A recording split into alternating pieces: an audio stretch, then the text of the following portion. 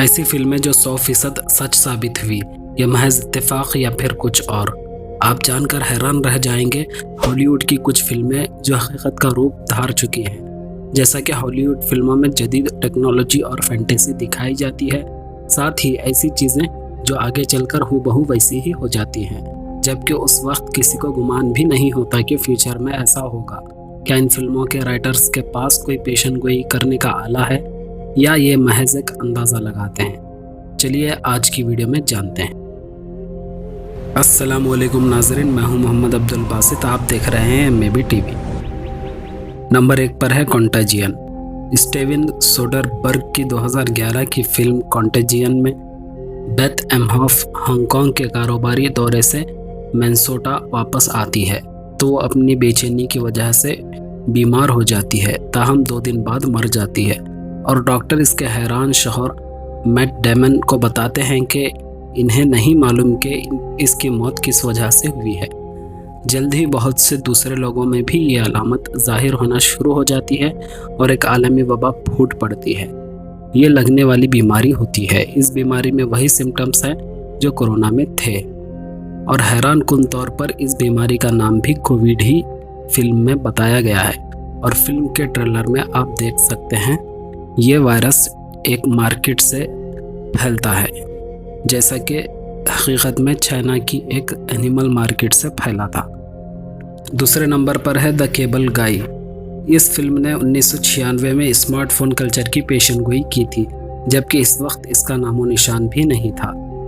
Film में दिखाया गया था कि जल्द ही हर अमेरिकी टेलीविज़न, फ़ोन और कंप्यूटर के मालिक हो गए हैं। फिल्म में दिखाई गई मुफ्त प्रीमियम चैनल्स की पेशकश 1996 में एक अनोखी बात थी, लेकिन अब 2022 में हम इस टेक्नोलॉजी को अपने हाथों में देख रहे हैं। तीसरे नंबर पर है वॉल-ई। ये फिल्म में रोबोट्स को इंसानी ज़िंदगी में अहम रोल करते दिखाया गया है और सड़कों पर खुलेआम फिरते हुए दिखाया गया है, जैसे दुनिया रोबोट्स के हाथों में आ गई हो और वॉल-ई दुनिया में रह जाने वाला आखिरी रोबोट बचता है।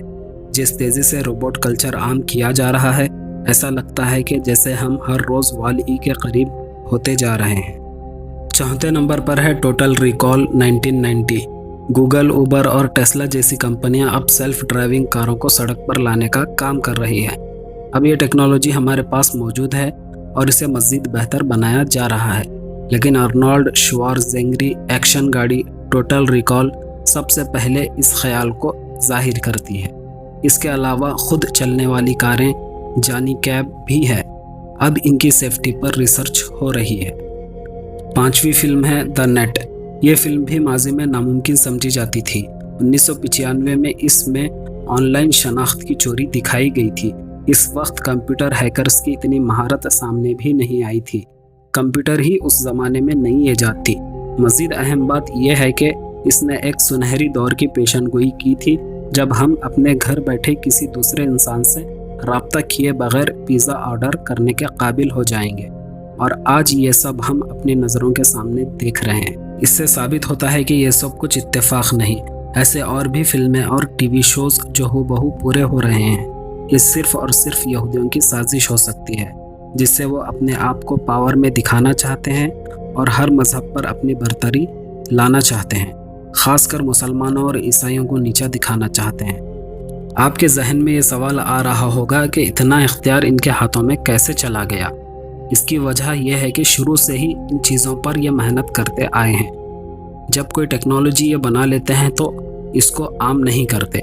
पहले फिल्मों के ज़रिए धीरे धीरे पेशनगोई करके बताते हैं, फिर इसको आम करते हैं और फिर इसको ऐसे पेश करते हैं जैसे इन्होंने पेशनगोई प्रेडिक्ट करा है। ये लोग जितना भी खुदा को नीचा दिखाना चाहे नहीं दिखा सकते। अल्लाह बेहतर तदबीर करने वाला है। यह ऐसा करने में भी इसीलिए कामयाब हो रहे हैं, इसमें अल्लाह की भी मसलियत है। खैर, आज की वीडियो में इतना ही। आप इस हवाले से क्या कहते हैं, अपनी राय कमेंट करें और चैनल को सब्सक्राइब करें, बेल नोटिफिकेशन ऑन करें, ताकि इसी तरह की इंटरेस्टिंग वीडियोस आपको मिलती रहें। मैं मिलता हूँ अगली वीडियो में, तब तक अपनों और अपनों का ख्याल रखें। अल्लाह हाफिज़।